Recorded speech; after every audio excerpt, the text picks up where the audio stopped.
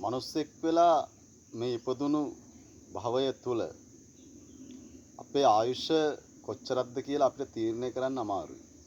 ඒ වගේම අපිට මුහුණ දෙන්න වෙන ප්‍රශ්න අභියෝග අපේ සෞඛ්‍ය ඒ වගේම අපේ මානසික සුවතාවය මේ වගේ දේවල් පිළිබඳව අපිට නිශ්චිතවම නිගමනයකට එන්න අමාරුයි. කොහොම වෙයිද කියලා. දැන් අද වුණත් මේ වර්තමානයේ තුල වුණත් අපි මේ රටේ ලෝකයේ මේ වාතාවරණය ගත්තත් මිනිස්සු විවිධ විදිහට මිය යනවා, ලෙඩ රෝග වලට මුහුණ දෙනවා, අනපේක්ෂිත ප්‍රශ්න වලට මුහුණ දෙනවා. විවිධාකාරයි. අපි සාමාන්‍යයෙන් කියන්නේ කතාවට ලෝකයේ ගෝලාකාරයි මිනිස්සු විවිධාකාරයි කියලා.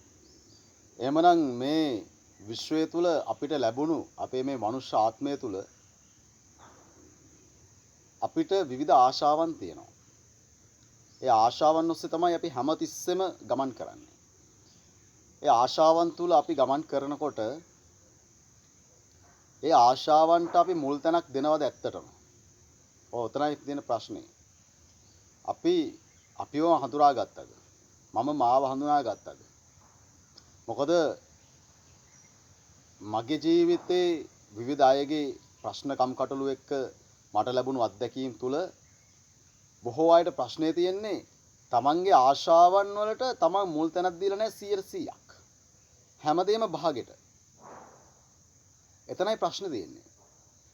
දැන් ගොඩාක් අයට මේ ප්‍රශ්නේ තියෙන්නේ මේ ලිංගිකත්වය, විවාහය, ආදරය, සෙනෙහස කියන දේ තුලනේ ගොඩාක් කට්ටියට මේ ප්‍රශ්න ගැටලු තියෙන්නේ. ඒක ඕන කෙනෙකුට පොදුයි. එතකොට මේ සමහර අයට දැන් හිතන්නකෝ කෙනෙක්ගේ ආශාව තියෙනවා ලස්සන රූපයකට. ඒ වගේම තව එයාගේ ආශාව තියෙනවා සල්ලි වලට. එයාගේ ආශාව තියෙනවා මිනිහුගේ හොඳ ගතිගුණ වලට. ඒතර එයාගේ ආශාව තියෙනවා යම්කිසි තනතුරකට. වැදගත්කම් වලට, ගෞරව, නම්බුනාම වලට.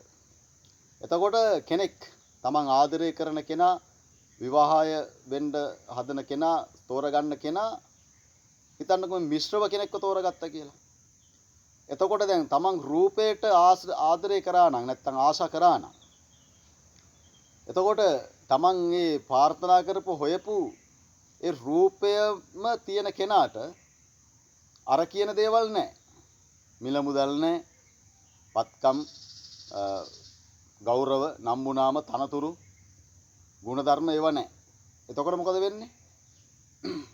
එයා ඒ ආශාව තුල පැකිලෙනවා. එතකොට ඒ ආශාවට මුල් තැන නොදී අර ඔක්කොම කලවමේ දෙයක් තෝරගන්නවා. මම මේ කියන්නේ හරි සූක්ෂම කතාවක්. එතනදී වෙන්නේ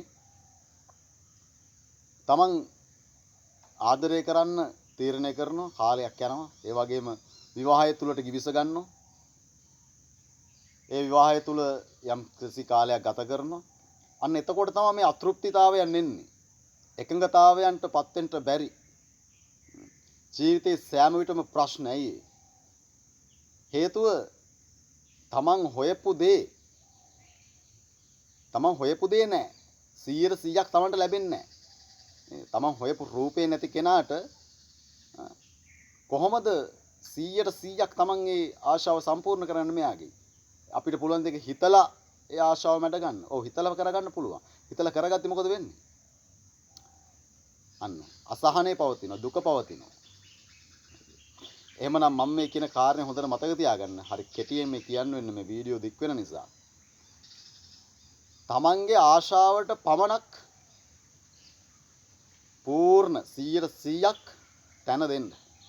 එහෙම වුණොත් ඔයාලට කවදාවත් වරදින්නේ නැහැ. අසහනයටපත් වෙන්නේ නැහැ.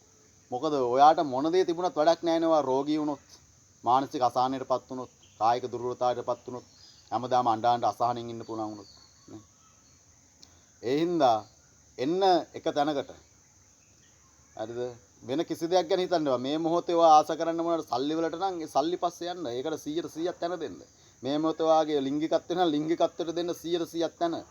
ලස්සන රූප නම් හොයන්නේ රූප වලට දෙන්න 100%ක් තැන. ගරු නම්බුනාම වලට නම් ගරු නම්බුනාම වලට දෙන්න. ඔයා කැමති දේ හොයන්න.